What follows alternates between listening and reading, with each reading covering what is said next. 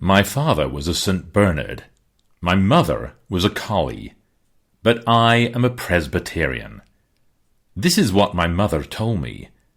I do not know these nice distinctions myself. To me they are only fine large words meaning nothing. My mother had a fondness for such. She liked to say them. She liked to see other dogs look surprised and envious, as wondering how she got so much education. But indeed it was not real education. It was only show. She got the words by listening in the dining room and drawing room when there was company, by going with the children to Sunday school and listening there. Whenever she heard a large word, she said it over to herself many times. She kept it until there was a dogmatic gathering in the neighborhood. Then she would get it off. She would surprise and distress them all, from pocket pup to mastiff, which rewarded her for all her trouble. If there was a stranger, he was nearly sure to be suspicious. When he got his breath again, he would ask her what it meant, and she always told him. He was never expecting this, but thought he would catch her. So when she told him, he was the one that looked ashamed, whereas he had thought it was going to be she. The others were always waiting for this, and glad of it, and proud of her. They knew what was going to happen. They had had experience. When she told the meaning of a big word, they were all so taken up with admiration that it never occurred to any dog to doubt if it was the right one. That was natural.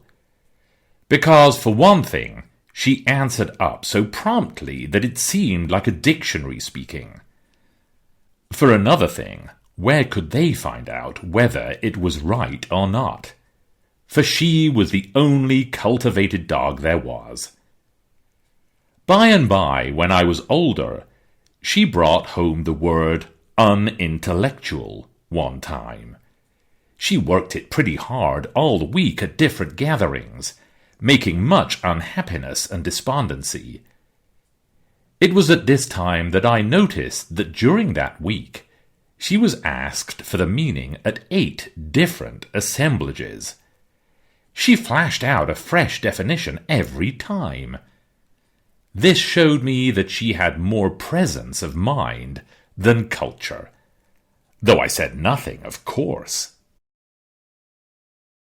She had one word which she always kept on hand, and ready, like a life-preserver, a kind of emergency word to strap on when she was likely to get washed overboard in a sudden way. That was the word synonymous. When she happened to fetch out a long word which had had its day weeks before, and its prepared meanings gone to her dump pile, if there was a stranger there, of course it knocked him groggy for a couple of minutes. Then he would come to. By that time she would be away downwind on another tack, and not expecting anything. So when he'd hail and ask her to cash in, I, the only dog on the inside of her game, could see her canvas flicker a moment, but only just a moment. Then it would be belly out, taut and full, and she would say, as calm as a summer's day, "It's synonymous with supererogation," or some godless long reptile of a word like that. And she would go placidly about. She would skim away on the next tack, perfectly comfortable, you know. She would leave that stranger looking profane and embarrassed, and the initiated slatting the floor with their tails in unison, and their faces transfigured with a holy joy. And it was the same with phrases. She would drag home a whole phrase if it had a grand sound, and play it 6 nights and 2 matinees. She would explain it a new way every time. She had to, for all she cared for was the phrase. She wasn't interested in what it meant. And she knew those dogs hadn't wit enough to catch her anyway. Yes, she was a daisy. She got so she wasn't afraid of anything. She had such confidence in the ignorance of those creatures. She even brought anecdotes that she had heard the family and the dinner guests laugh and shout over. And as a rule, she got the nub of one chestnut hitched onto another chestnut, where of course it didn't fit and hadn't any point.